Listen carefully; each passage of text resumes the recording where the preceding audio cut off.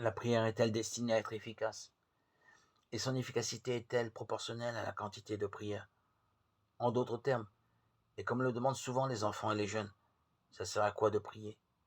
Le texte de l'Exode ne dit pas à proprement parler que Moïse est en prière. Quand il tient levé le bâton de Dieu, le peuple d'Israël est victorieux. S'il le baisse, les ennemis prennent le dessus. Depuis les origines de l'Église primitive, dès sa naissance, cet épisode a été interprété comme montrant la nécessité de prier sans baisser les bras, sans relâche, dira l'apôtre Paul à 1 Timothée 5, 17. Garder les mains levées, sans quelque sorte garder le contact avec Dieu, reconnaître et signifier aux combattants qu'il est présent même au cœur de nos batailles. La veuve de la parabole demande justice contre son adversaire, comme dans l'épisode précédent. Moïse lève les mains, il est question ici d'une lutte. Mais Jésus parle du combat spirituel que chaque croyant doit mener. Ai-je assez de foi pour croire que Dieu est toujours présent, toujours à l'écoute? L'évangéliste Luc répond aux doutes qui naissent au sein des premières communautés chrétiennes.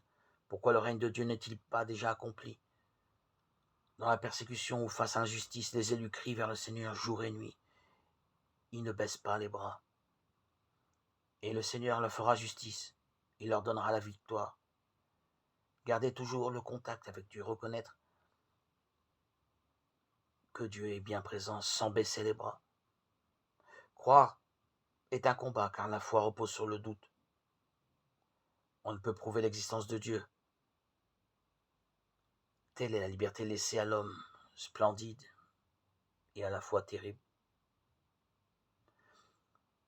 Le Seigneur se tient près de nous, maintenant et à jamais. L'apôtre Paul nous exhorte à proclamer la parole à temps et à contre-temps. Voilà donc deux pistes pour répondre à la dramatique question que pose Jésus à la fin de l'Évangile.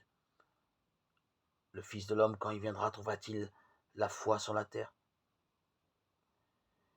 Mais sachons que, surtout que nos rassemblements, qui tient vivante la mémoire du Christ, que nous répondons humblement à cette interpellation.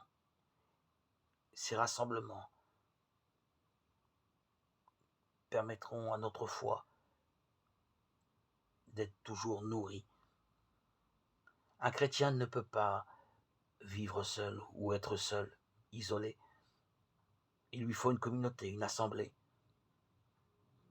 Et ainsi, lorsque le Seigneur reviendra, lorsque le Fils de l'homme arrivera, il nous trouvera tous rassemblés dans la foi,